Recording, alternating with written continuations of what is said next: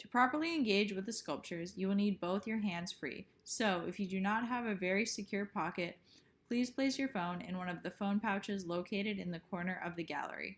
Feel free to borrow the extra pair of headphones on that hanger, or if that set is taken, you may take a pair of headphones from one of the MP3 devices.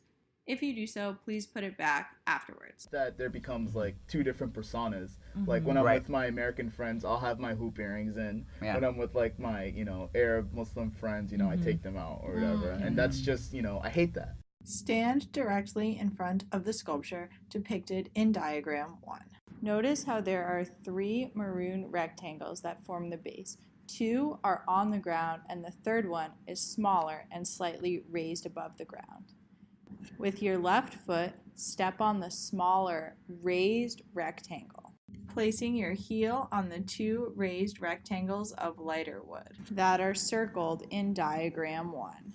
This heel placement should cause your knee to bend. I don't like being two different people. You know what I mean? It's code switching, I think. Yeah. Drive that bent knee forward until you can rest it in the hole-like area made of small pieces of light wood. This may be very challenging or impossible depending on your height. I don't know necessarily if Mina would be affecting me personally because I've always just checked off black/African. Racially, Sudan actually is very interesting because it is considered Afro-Arab. Right. So I can I'm sort of both, I guess, but I've never really cared for the Arab side, I should say. Aside from the language. To aid in your balance, take your left hand and firmly grip the highest part of the sculpture. All of the sites where your body should be touching the sculpture are circled in diagram 1. Step out of the sculpture. And funny enough, we actually ended up doing like what was it, like 23andMe or something like that. And our roots is like 30-something% Senegalese.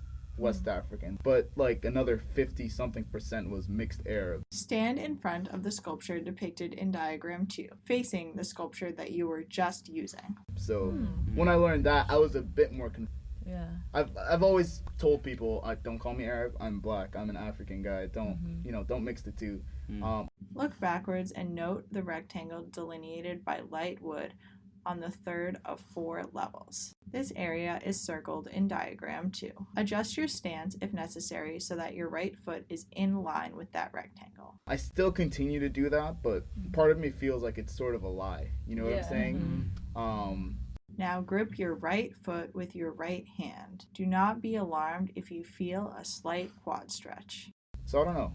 What do you guys think? Like I've never considered myself this, but genetically speaking, I am. Yeah. So, like, how does that fall? Carefully place that foot inside the rectangle. Figure out how to be in different spaces as different people. But sometimes you have to be both. And that's when you're like, wait, how? You have now been adequately trained to use both sculptures at the same time. Start by using the sculpture you learned first. Then, when your left knee is in position and you are feeling stable, look backwards and place your right foot into the rectangle. I think it's impossible to talk about the black and white kind of divide in the U.S. without talking about our own kind of racism within these communities, especially towards Afro-Arabs. Like, that's very real. And super real. Oh, man, I have a bunch of stuff. So, interestingly enough, the few times this occurred to me have been in mosques, out of all places. You go to a mosque expecting it to be like a safe place, when in reality it's like... Continue to stay in this position, even if it is starting to feel uncomfortable. And the guy called me Zinji. I don't know if you ever heard that term. Do not lose your balance. Racial slur used to, towards like black people and like Muslim Arab. Stay in place. And one kid kept on referring to me as El Afriqui, which just means the African, which, that in itself, there's nothing wrong with it, but just the intent of, his words was obviously trying to hurt me. When it comes to like the people of that community, I feel like most of it is just verbal, as opposed to when you look at it as Yubi, as opposed to Abdurrahman out in the streets of Boston, a lot of the racism is more systematic. You may now exit the sculptures. If you borrowed a phone pouch, please hang it back on the hanger.